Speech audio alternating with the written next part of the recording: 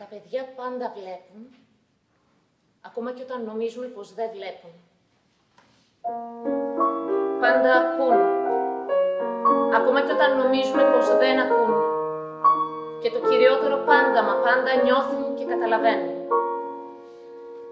Τα όρατα παιδιά είναι αυτά που τους έδωσαν χωρίς να το θέλουν την ιδιότητα του αόρατου και τους στέρισαν χωρίς να το θέλουν την ιδιότητα του παιδιού. Οι ανάγκες τους δεν αναγνωρίζονται και αντιμετωπίζονται σαν να μην είναι υπαρκτές. Τα συναισθήματά τους παραμερίζονται και υποτιμώνται σαν να μην έχουν αξία. Τα όποια προβλήματα των γονιών πηγαίνουν πάνω από τα όποια προβλήματα των παιδιών. Αυτό καμιά φορά έχει σαν συνέπεια τα παιδιά να συμπεριφέρονται σαν γονείς και οι γονείς να συμπεριφέρονται σαν παιδιά. Τα όρατα παιδιά επισκιάζονται, είναι σαν να μην υπάρχουν. Τα όρατα παιδιά αποστασιοποιούνται, είναι σαν να μην συνδέονται. Απομονώνονται και σιωπούν, γνωρίζουν πως δεν μπορούν να μοιραστούν αυτό που τους συμβαίνει. Δεν μιλάνε από ενοχή, δεν μιλάνε από ντροπή, δεν μιλάνε από φόβο. Δεν αισθάνονται πουθενά ασφάλεια, δεν γνωρίζουν τι θα πει αγάπη. Τα όρατα παιδιά νιώθουν μόνα τους, γιατί είναι μόνα τους. Τα αόρατα παιδιά είναι αόρατα στο σπίτι και μπορεί να γίνουν αόρατα και στο σχολείο. Οι δάσκαλοι δεν βλέπουν ή δεν θέλουν να δουν τα σημάδια. Δεν αντιλαμβάνονται ή δεν θέλουν να αντιληφθούν το βάρος της κατάστασης. Δεν καταλαβαίνουν ή δεν θέλουν να καταλάβουν το μέγεθος του προβλήματος. Δεν διακρίνουν τη διαφορετικότητα στο βλέμμα και την ωριμότητα στη συμπεριφορά.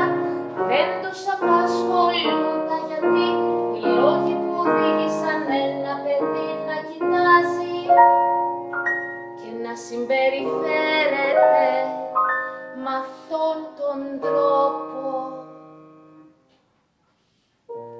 Αφήνουν το αόρατο παιδί απλά να είναι κάπου, μόνο του, οπουδήποτε. Ό,τι κι αν νιώθει, ό,τι κι αν σκέφτεται και κάνουν το χειρότερο που θα μπορούσαν να κάνουν. Κάνουν πως δεν το βλέπουν. Κι έτσι τα αόρατα παιδιά μαθαίνουν πως δεν μπορούν να λάβουν βοήθεια από κανέναν και από πουθενά. Πως όλοι οι ενήλικες επιλέγουν να κάνουν πως δεν βλέπουν, να κάνουν πως δεν ακούν. Τα αόρατα παιδιά κάποια στιγμή μεγαλώνουν και τους ζητάνε τότε ξαφνικά από τη μία στιγμή στην άλλη να γίνουν ορατοί ενήλικες. Δεν τους ταιριάζει, δεν τα εκφράζει αυτού του τύπου η ορατότητα. Στο αόρατο γεννήθηκαν, στο αόρατο μεγάλωσαν και έτσι αόρατα έμαθαν και να ζουν. Τα αόρατα παιδιά, αν έχουν καταφέρει να επιβιώσουν για να μεγαλώσουν και να μεγαλώσουν για να επιβιώσουν κάποια στιγμή βλέπουν, ακούν, νιώθουν, καταλαβαίνουν τον εαυτό τους.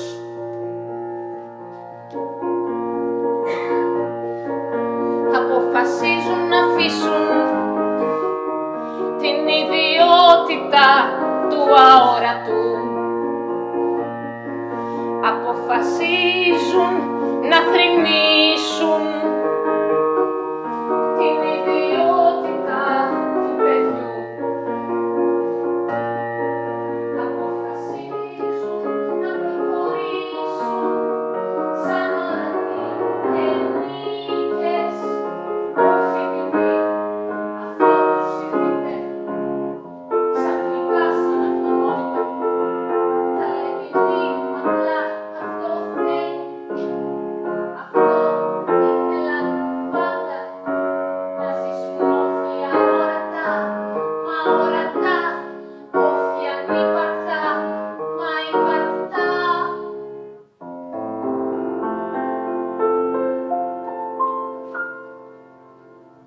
Πάντως, τα αόρατα παιδιά, έρχεται η στιγμή που γίνονται ορατοί ενήλικες. Όχι έτσι όπως τους θέλει ο κόσμος, μα όπως οι ίδιοι θέλουν τον εαυτό τους.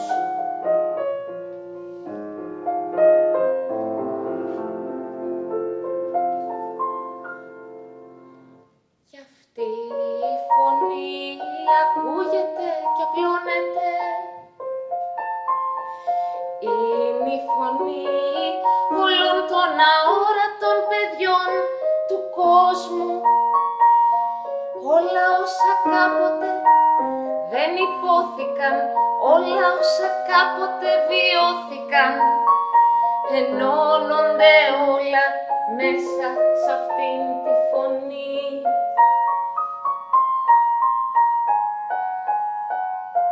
Οι ορατοί ενήλικες που γεννήθηκαν μέσα από τα αόρατα παιδιά είναι αυτοί που μπορούν να βοηθήσουν τα επόμενα αόρατα παιδιά να γίνουν ορατοί ενήλικες.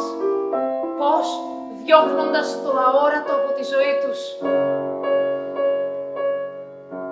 Αφαίρουν την ενοχή, σβήνουν την ντροπή, αγκαλιάζουν το φόβο.